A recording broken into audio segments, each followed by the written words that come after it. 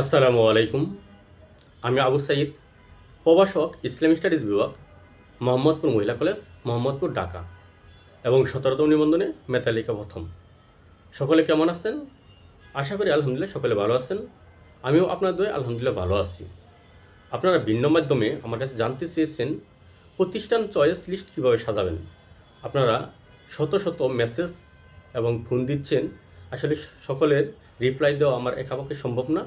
তাই আশা করি আপনারা যারা আমাকে মেসেজ করেছেন, এই ভিডিওটি দেখলে আপনারা চয়েস লিস্ট সাজাতে অনেকটাই সহায়ক হবে এবং আপনাদের একটি ধারণা হবে। আমি আপনাদের এই চয়েস লিস্ট সাজানো সম্পর্কে একটি ধারণা দিব। তার পূর্বে অবশ্যই আপনাদেরকে একটি বিষয় শিওর হতে হবে যে ইন্ডেক্সধারী যারা আছে তারা যেহেতু অনেকেই অ্যাপ্লাই করতেছে বা আবেদন করতেছে, তাদেরকে সুপারিশ করা হবে কি হবে না এটা এনটিআরসি কর্তৃপক্ষ থেকে আপনাদেরকে শিওর হতে হবে। যদি তারা সুপারিশপ্রাপ্ত হয় আবারও, তাহলে আপনারা যারা সুপারিশ বঞ্চিত, আপনারা আবারও সুপারিশ বঞ্চিত হবেন। কারণ যেহেতু তাদের নাম্বার বেশি, তাদেরকে জব হয়েছে, যদি তাদেরকে আবেদন যেহেতু করতেছে তারা, যদি আবারও তারা সুপারিশপ্রাপ্ত হয় তাহলে আপনাদের জব হবে না। সেই ক্ষেত্রে আপনাদেরকে এনটিআরসি বরাবর স্মারকলিপি প্রদান করতে হবে এবং এনটিআরসির কর্তৃপক্ষের মাধ্যমে আপনাদেরকে শিওর হতে হবে যে তাদেরকে সুপারিশ করা হবে না। সেই ক্ষেত্রে আপনারা, কারণ তাদেরকে সুপারিশ করা হলে আপনাদের চয়েস লিস্ট সাজাতে হবে একভাবে, আর তাদেরকে সুপারিশ না করা হলে আপনাদের চয়েস লিস্ট সাজাতে হবে ভিন্নভাবে।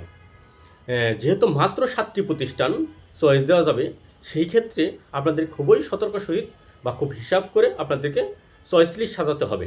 সেই ক্ষেত্রে আপনারা খুব তাড়াহুড়ো করে আবেদন করার প্রয়োজন নেই। আপনারা প্রতিষ্ঠান সম্পর্কে জানেন, খোঁজখবর নেন এবং তারপরে আপনারা আবেদন করেন। যেহেতু অন্য অন্য গণবিজ্ঞপ্তিতে 40টি চয়েস দেওয়া যেত, সেখানে আপনাদের একটা সুযোগ ছিল বড়। আর যেহেতু এই সপ্তমে মাত্র 7টি প্রতিষ্ঠান চয়েস দেওয়া যাবে, সেই ক্ষেত্রে আপনাদেরকে অবশ্যই খুবই সতর্কতা অবলম্বন করতে হবে। কারণ ষষ্ঠ গণবিজ্ঞপ্তিতে অনেকে ভালো নাম্বার পেয়েও জব হয়নি, কারণ তাদের প্রতিষ্ঠান চয়েস লিস্ট সাধারণটা সঠিক হয়নি। আবার অনেক কম নাম্বার পেয়েও তার জব হয়েছে। সেই ক্ষেত্রে অবশ্যই আপনার পজিশন বুঝে আপনাকে প্রতিষ্ঠান চয়েস দিতে হবে। আপনার যে পজিশন সেই অনুযায়ী আপনাকে প্রতিষ্ঠান চয়েস দিতে হবে। সেই ক্ষেত্রে শুরুতেই আমি এর পূর্ববর্তী একটি ভিডিওর মধ্যে আমি প্রতিষ্ঠানকে 3টি ভাগে ভাগ করেছিলাম: এ ক্যাটাগরি, বি ক্যাটাগরি এবং সি ক্যাটাগরি। এ ক্যাটাগরি মানে উন্নত মানের প্রতিষ্ঠান, বি ক্যাটাগরি মানে মিডিয়াম কোয়ালিটির প্রতিষ্ঠান এবং সি ক্যাটাগরি মানে নিম্নমানের প্রতিষ্ঠান। যদি যারা আমার এই ভিডিওটি দেখেননি, আপনারা আমার ভিডিওটা দেখে রাখবেন ইউটিউব অথবা আমার ফেসবুক থেকে, তাহলে আপনারা প্রতিষ্ঠান সম্পর্কে ধারণা পাবেন। আর শুরুতে আমরা কলেজের চয়েস লিস্ট সম্পর্কে আলোচনা করব। কলেজে প্রতিটি সাবজেক্টে সাধারণত 150 প্লাস মাইনাস সিট রয়েছে।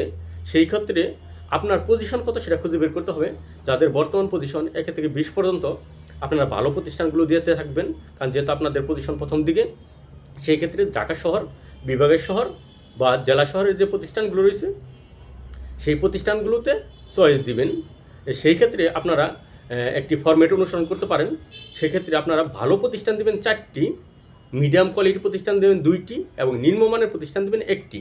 কারণ যদি আপনার ভালো প্রতিষ্ঠানে জব না হয়, তাহলে যেন মিডিয়াম কোয়ালিটির প্রতিষ্ঠানে জব হয়।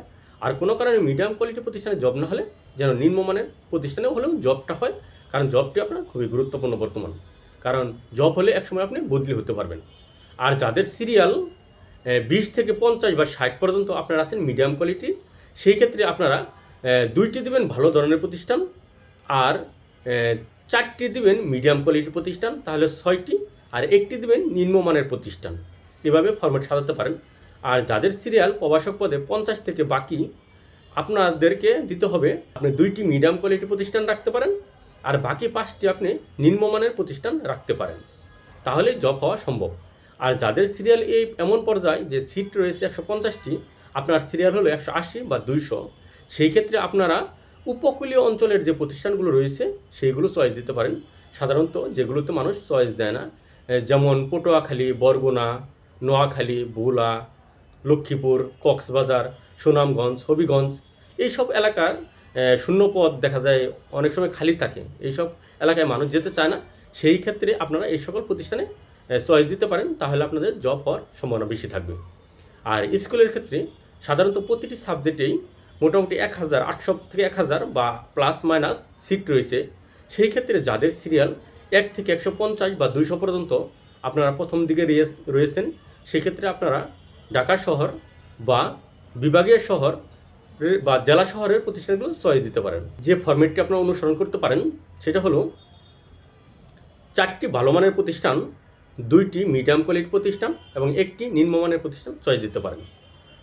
আর যাদের সিরিয়াল 150 থেকে 400 বা 500 পর্যন্ত আপনারা আছেন মিডিয়াম কোয়ালিটিতে, সেই ক্ষেত্রে আপনারা বি ক্যাটাগরির প্রতিষ্ঠান, যেমন আপনারা ভালো মানের প্রতিষ্ঠান চয়েস দিতে পারেন 2টি, আর 4টি দিতে পারেন মিডিয়াম কোয়ালিটির প্রতিষ্ঠান এবং 1টি দিতে পারেন নিম্নমানের প্রতিষ্ঠান। আর যাদের সিরিয়াল 500 প্লাস, আপনারা 2টি মিডিয়াম কোয়ালিটির প্রতিষ্ঠান এবং বাকি 5টি নিম্নমানের প্রতিষ্ঠান চয়েস দিবেন, তাহলে আপনাদের জব হওয়ার সম্ভাবনা বেশি থাকবে। আর যাদের সিরিয়াল 0 পদের চেয়ে বেশি, আপনারা বিশেষ করে উপকূলীয় অঞ্চলের যে প্রতিষ্ঠানগুলো রয়েছে সেই প্রতিষ্ঠানে আপনারা চয়েস দিবেন। ইতিমধ্যে উপকূলীয় বলতে ভোলা, পটুয়াখালী, বরগুনা, নোয়াখালী, লক্ষ্মীপুর, কক্সবাজার, সুনামগঞ্জ, হবিগঞ্জ, এরকম এদিকে চাঁপাইনবাবগঞ্জ, কুড়িগ্রাম, এই সীমান্তবর্তী যে এলাকাগুলো রয়েছে এই সব এলাকায় আপনারা চয়েস দিতে পারেন। আশা করি তাহলে আপনাদের জব হবে। অবশ্যই চয়েস দেওয়ার পূর্বে ওই প্রতিষ্ঠান সম্পর্কে ভালোভাবে খোঁজ খবর নেবেন, কারণ প্রতিষ্ঠানের আর্থিক সুযোগ সুবিধা কী, স্টুডেন্ট সংখ্যা কেমন বা তাদের আর্থিক সুযোগ সুবিধা কী, এগুলো জেনে তারপরে প্রতিষ্ঠান চয়েস দিবেন। প্রতিষ্ঠান চয়েসের ক্ষেত্রে কখনও তাড়াহুড়া করবেন না। আশা করি বুঝতে পেরেছেন। আর যদি আপনাদের কোনো প্রশ্ন থাকে তাহলে অবশ্যই কমেন্ট বক্সে জানাবেন, আমি পরবর্তীতে উত্তর দেওয়ার চেষ্টা করব। আর যদি আপনাদের এই ভিডিওটি ভালো লেগে থাকে তাহলে অবশ্যই লাইক, কমেন্ট এবং শেয়ার দিয়ে পাশে থাকবেন, এবং পরবর্তীতে আপনারা কী সম্পর্কে ভিডিও পেতে চান তা অবশ্যই কমেন্ট বক্সে জানাবেন। আর যারা সহকারী শিক্ষক ইসলাম শিক্ষা এবং প্রভাষক ইসলাম শিক্ষা পদে 19তম নিবন্ধনের পরীক্ষা দেবেন, অচিরে আমার নিবন্ধন বেস শুরু হবে এবং আপনাদের জন্য আমার বইয়ের কাজ চলমান। সিলেবাস চূড়ান্ত হলে আপনারা বই পেয়ে যাবেন ইনশাল্লাহ। সকলে ভালো থাকবেন, সুস্থ থাকবেন, সকলের শুভকামনা রইল। আসসালামু আলাইকুম।